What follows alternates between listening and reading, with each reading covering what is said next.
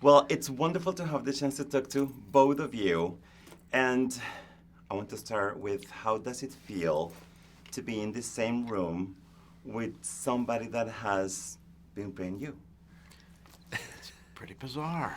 It's pretty bizarre, but I can't think of a better person. He just did such a fantastic job on the whole project and did a great job and bringing all the people from the community and involving everybody. I can't think of anybody better to do it. It's very rare to have a film that entertains, that is a good film, and that it has this type of heart, this type of message, because it's current, it's urgent, necessary. So how do you take that opportunity and how do you think and reflect on how you have used that? It was something that I saw its potential early on. Almost a thriller, almost a horror flick.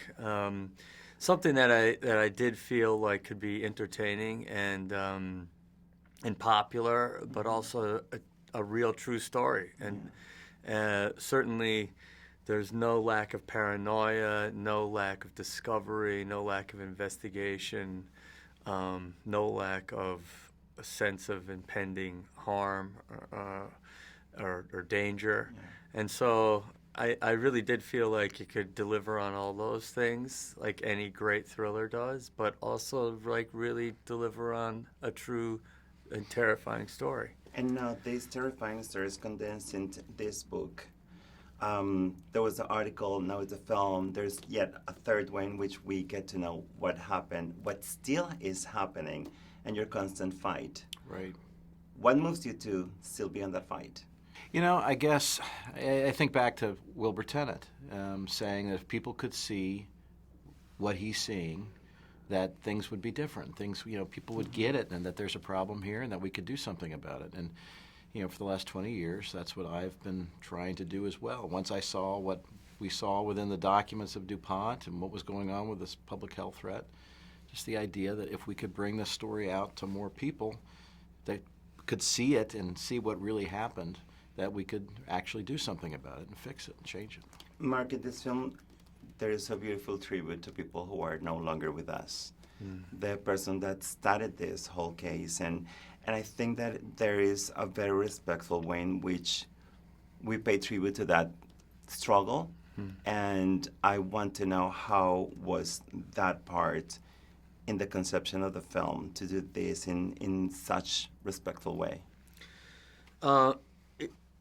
So I've actually done a lot of work with frontline communities, and there's always a Wilbur Tennant. There's always somebody who says, this is wrong, and the world needs to know about it. And no one listens to them for a long time. And then maybe someone comes along like Rob, who listens to them and honors them. Yeah. And I respect how, first of all, how little we tend to know about these people, but also how great their impact is in the world.